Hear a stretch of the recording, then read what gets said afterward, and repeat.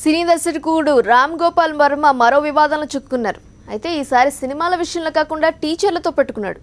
Teachers day సందర్భంగా ఆయన చేసిన ట్విట్టర్ వ్యాఖ్యలు ఆయనపై కేసులు పెట్టే వరకు వెళ్ళింది. ప్రముఖ సినీ దర్శకుడు రామ్ గోపాల్ వర్మ మరోసారి వివాదాస్పద వ్యాఖ్యలు చేశాడు. తాను ఎప్పుడూ నేర్చుకోలేదని అందరికీ నేర్పేవాడినన్నాడు.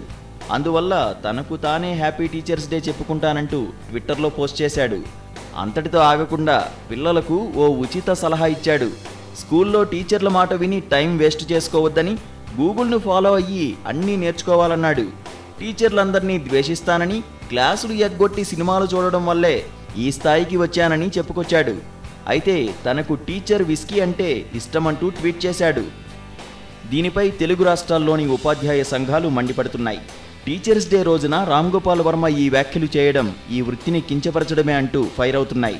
వర్మపై చర్యలు తీసుకోవాలంటూ ఏపీఎస్టీయూ సంఘం విజయవాడలోని గవర్నర్పేట పోలీసులకు ఫిర్యాదు చేసింది. రామ్ గోపాల్ వర్మ అనే ఒక ప్రముఖ సెలబ్రిటీ, ఒక దర్శకుడు, మన తెలుగువాడై ఉండి ఉపాధ్యాయుల మీద నీచమైన వ్యాఖ్యలు ట్విట్టర్ వేదికగా చేయడం ఉపాధ్యాయ లోకం తీవ్రంగా ఖండిస్తుంది. ఒక మందు బాటలు పెట్టుకొని హ్యాపీ టీచర్ డే అని ఆయన పోస్ట్ చేయడం కూడా మమ్మల్ని చాలా బాధ గురి చేసింది.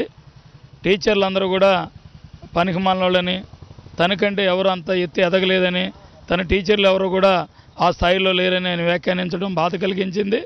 అదేవిధంగా పిల్లల్ని మీరు గూగుల్ నమ్ముకోండి, టీచర్లు నమ్మొద్దు, నేను పెద్ద ఫిలిం మేకర్ని అయ్యానని ఓ సందేశం కూడా ఇవ్వటం ఇంకా విచారించదగ్గ విషయం.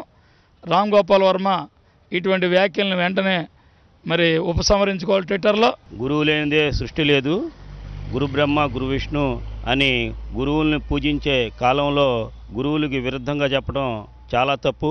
ఆయన మరి ఈ విషయంలో మరి స్పందించి పూర్తిగా మా ఉపాధ్యాయ లోకానికి క్షమాపణ అడిగే వరకు మేము ఇక పోరాటాన్ని కొనసాగిస్తామని ఈ సందర్భంగా తెలియజేస్తున్నాను.